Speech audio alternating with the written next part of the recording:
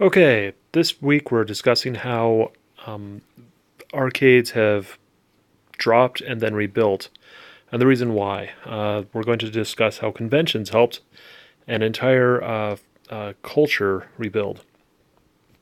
And you'll have to forgive me, I have a bit of a headache, so if it sounds like I'm having difficulties thinking straight, I am having difficulties thinking straight. So the first thing we need is uh, arcades in around 2003 kind of dropped a bit. This doesn't mean that they died. They continued to have very successful arcades. There were people who owned arcade games or had arcades, and they went out and they ran just fine. They went through some hard times. There have been a lot of arcades that fell away, but that doesn't mean that all arcades died or that they somehow disappeared off the face of this earth. No, they're still around, and many of them were continuing to play the new modern games. Well, a group of collectors got together and they decided to form a group where they would just help each other out with finding games for sale or swapping games or even fixing games. And they said, okay, we're going to do this. And it was small but dedicated. By my count, there's about 60 people, which I was expecting it to be about 15, and it turns out no, there's a lot more than this. But a small but dedicated group decided that they were going to start bringing games uh, to the public, and they were going to have a small convention. And this small convention was going to be at a hotel.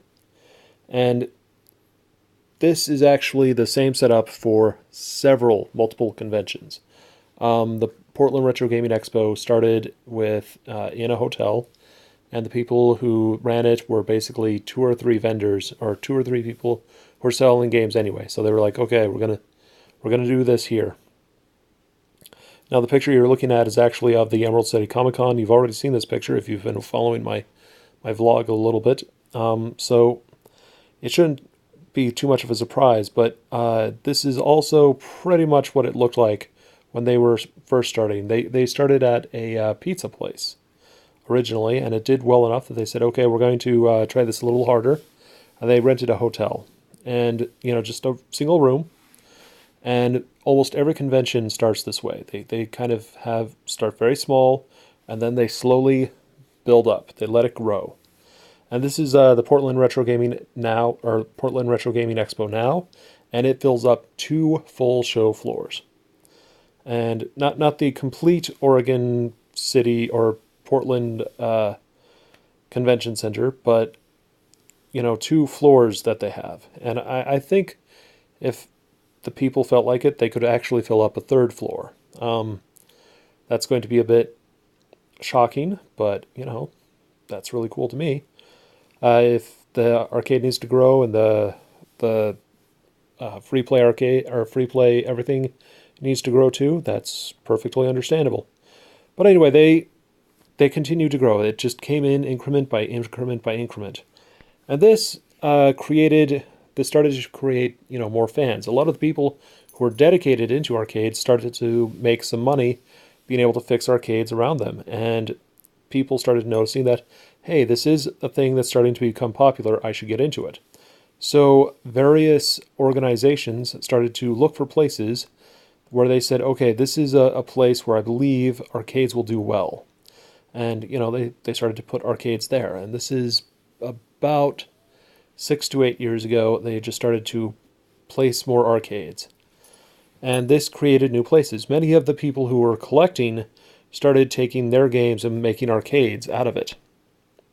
And it basically rebuilt the world. Although the arcade had never really gone away, it was now rebuilt. There were a lot more arcades today than there are 8 years ago.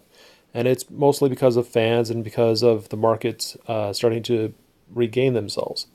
And keep in mind, this was during a really low period for finances in quite a few places, like Spokane. It really hasn't. It's only recently begun to get over what was called the Great Recession 10 years ago. So that should give you an idea of how how much damage was done, and yet the arcades were able to regrow and they were able to rebuild because these fans had built up enough of a fandom, or of people coming in and going, that it started up more businesses. And so far, these businesses have been doing well because they're choosing their locations really well, which is a geek circle. And in some cases, like in Spokane, that's the picture on the left, there is only one major arcade. And honestly, I think there's probably areas for more, but this is what we've got now. And what you need to do is you need to just pick out the places where a good geek circle would be. A geek circle is a place where geeks were going to show up anyway. And the people at Jedi Alliance just decided a random place and just promoted it on the newspaper, and that was enough to get them into a lot of popular culture, or popular geek culture. And the picture in the center, the narrow one, that's actually the only arcade and used game store in all of Beaverton, and they're very proud of themselves on this. On the other hand, once it's proven, more people start showing up. So on the right, you'll see the top right is a picture of Quarters Arcade, and it's got a lot of modern games in it. And on the bottom, you'll see Blue Skies Model and Hobby Shop. And it's got a long name, so I probably screwed up that name, but sorry. But it's got comics, it's got 4 or 5 arcade games, it's got models, it's got board games, and everything like that. It even has rooms dedicated to just board games, so that you could rent out. And all of this is because they looked at an area and said, okay, we know we're going to have a lot of people spending money, and they're kind of geek-centric. So we can place these things faithfully knowing that we're going to make money. We're going to make a return off of this. But this brings up a question. What happens to the convention? This is a bad picture. This is just a presentation by 2 of the top arcade fixer guys. They're called medics in the Northwest. These guys are called all the time. And they're just doing a presentation on how to fix stuff. And honestly, it's a slow day at the convention, so it looks like there isn't a lot of people, but really it's just a slow day. I believe it's a Friday. And what they're doing, but I've been told this, is the convention for, say, the arcades, which I've been showing you most of, has been doing really well, and it's to open up these new places. But what happens to the convention? Now that we've got these new places, it kind of affects the convention itself, because the convention doesn't have this cool feeling of, hey, look at all these arcade games you remember.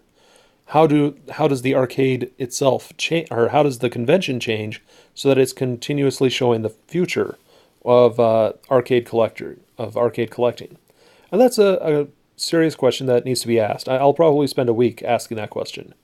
But for now, we're going to, we're going to just talk about Geek Circles on Friday, and then on next week I'm going to talk about the planning of a convention, what it takes, how much time and effort it takes. I'm going to talk about finances and stuff, and who you specifically have to look for, and how you promote your show, and stuff like that. It's a lot bigger than people expect.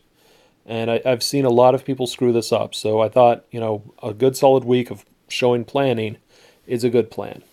So, catch you all later, and bye now.